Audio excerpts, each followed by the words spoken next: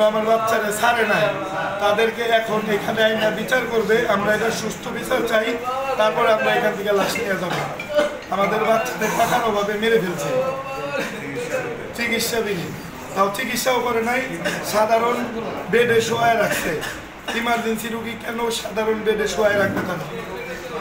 তারা সাধারণ চিকিৎসা টাকার জন্য তারা সাধারণ চিকিৎসা করছে, বেডে শোয়ায় রাখছে। 2000 টাকার জন্য তারা আমার বাচ্চারা রেকর্ড কইরাও বাচ্চা ছাড়ে নাই। এটার আমি সুস্থ বিচার চাই, এটাই আমার কথা। আপনি কি মনে করছেন যে অবহেলায় মারা গেছে? অবহেলায়, ডাক্তারে কোনো চিকিৎসা এখানে করে নাই, তারা রেকর্ড করছে। আমার বাচ্চারে রেকর্ড করে বিল পে না করার কারণে তারা বাচ্চাকে ছাড়ে নাই। বিল পে করার জন্য আমি অনেকক্ষণ করছি, তখন কোনো বিল তারা নেয় নাই। এর জন্য তারা বলছে যে আপনারা ডাক্তারের কাছে যান, ডাক্তারের কাছে যান। আমি 2-3 বার এই দিকটা দৌড়ায় আপ ডাউন করছি, আমার কাছ থেকে কাগজ নেওয়া পরে চিরা ফেলছে তারা। আবার মারা যাওয়ার পরে এই কর্মকর্তা এসে এই জায়গার যে দায়িত্ব রক্ষা করে, তারা এসে বলছে কি যে এটা প্রাইভেট হসপিটাল, এখানে বিল না করলে এটাই স্বাভাবিক যে বাচ্চাকে ছাড়া হবে না। এইটা বইলা তারপরে তাকে আমরা ওইখানে দাঁড়া করায় রাখছিলাম।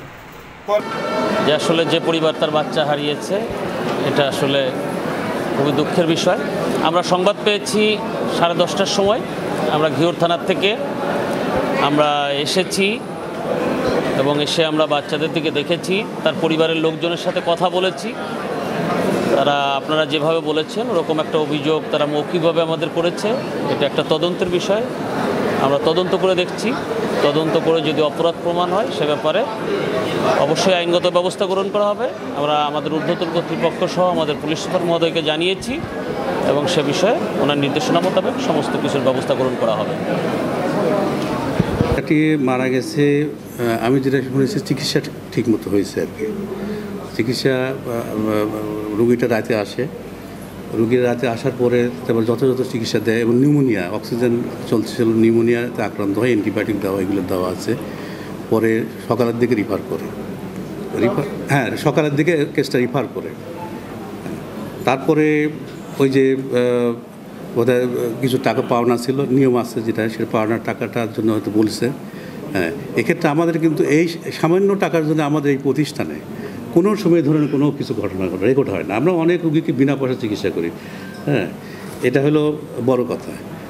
এই প্রতিষ্ঠানটা আপনাদের, এই এলাকার প্রতিষ্ঠান, আপনারা জানেন এই প্রতিষ্ঠানের একটা ইমেজ আছে এবং এই ক্ষেত্রে এই 2000 টাকার জন্য আমরা আটকা রাখবো, এটা কখনো না। তারপরে হলো ওটা আবার আমার কাছে জানে বা এনার কাছে জানায়, সেখান থেকে এখন যে ব্যক্তিটি হয়তো আমাকে জানানে আমি তাকে দেখে আমি বলছি তাকে যদি অপরাধী হয় আপনার একটা দরখাস্ত দেন সুনির্দিষ্ট কারা কারা জড়িত আছে, আমরা দরকার হলে চাকরি থেকে নট করে যেভাবে যে আইনের আশ্রয় নিয়ে যেভাবে করা দরকার আমরা এটা করবো।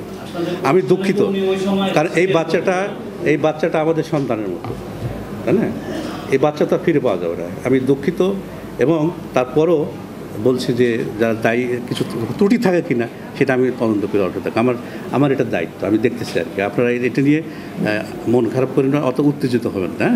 আপনারা যেটা আপনাদের প্রতিষ্ঠান, সব কিছু আপনাদেরই দেখার দায়িত্ব কিন্তু হবে না। এখানে আমরা যেমন কর্মরত আছি, আমাদের দেখার দায়িত্ব কিন্তু আপনারা যেহেতু এই এলাকারই। আচ্ছা, ধন্যবাদ।